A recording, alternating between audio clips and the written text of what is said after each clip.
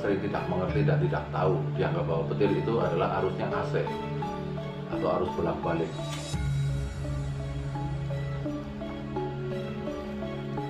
Dan di sini saya menciptakan sebuah alat yang mampu sama dengan petir, dengan arus yang sangat kuat.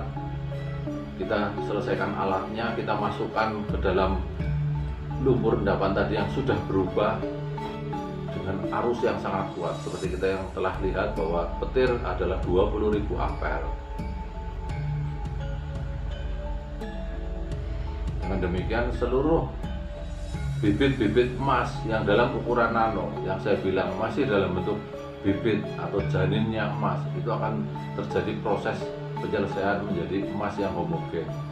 Bukan AUS, bukan AU2S, bukan AUS2, tapi akan terjadi 2 AU, yaitu satu atom ikatan aurum atau emas murni.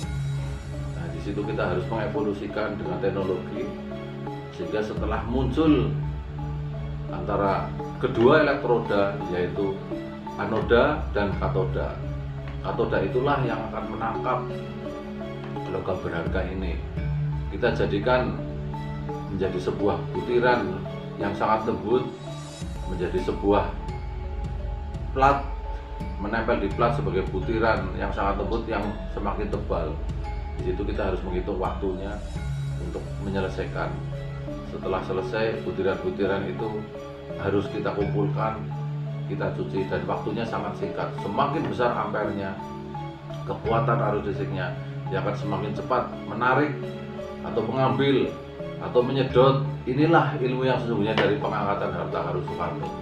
Karena dengan yang ampere sangat tinggi, kita hanya dalam hitungan jam mampu mengambil berkilo-kilo emas dalam bentuk serbuk.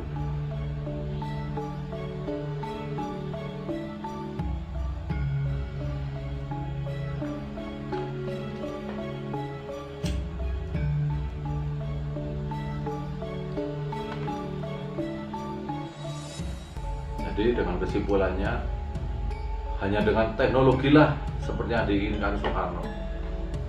Hanya dengan kepandaian teknologi, bukan dengan minyak, bukan dengan sesaji, bukan dengan ingkung, bukan dengan kembang setaman, untuk mengangkat dan mengambil hamparan emas ini di bumi pertiwi ini.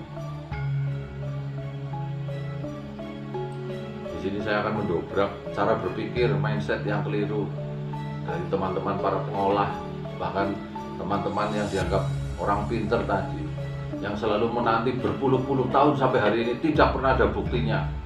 Di mana dikatakan di sana ada berperi-peri emas, di sana ada gudang yang isinya emas, itu hanya ilusi, khayalan, imajinasi. Semua berasal dari impian, tapi jangan terlalu kebablasan dengan impian. Karena impian itu bisa membuat orang jatuh di dalam khayalan yang artinya hidup tanpa tujuan, hanya berhayal saja, melamun saja.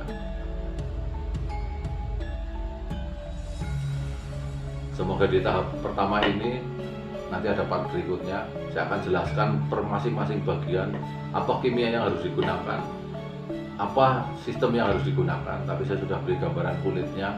Dengan teknologi petir, kita akan mampu merubah mineral sulfida menjadi mineral homogen dalam waktu yang sangat singkat dan sangat cepat.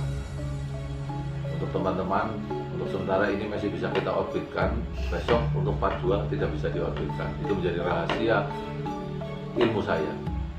Dan bagi yang menginginkan, harus mau membuktikan omongan saya, yaitu dengan membeli alat yang saya buat dengan skala kecil. Karena dengan alat skala kecil, saya akan menunjukkan bagaimana prosesnya, bagaimana caranya sampai menjadi emas murni. Setelah itu akan muncul alat yang besar.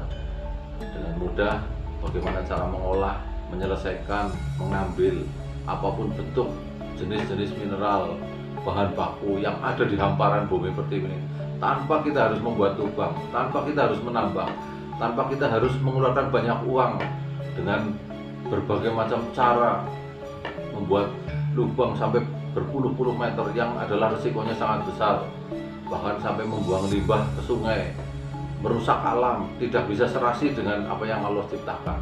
Inilah yang membuat orang menjadi tamak, karena memikirkan hanya emas saja di otaknya, tidak pernah mau berpikir hidup harmonis dengan alam. sungai menjadi dangkal, bahan kimia-kimia berbahaya dibuang semuanya ke sungai. Ini yang membuat alam ini menjadi rusak. Saya sangat tidak setuju. Nanti akan saya munculkan teknologi.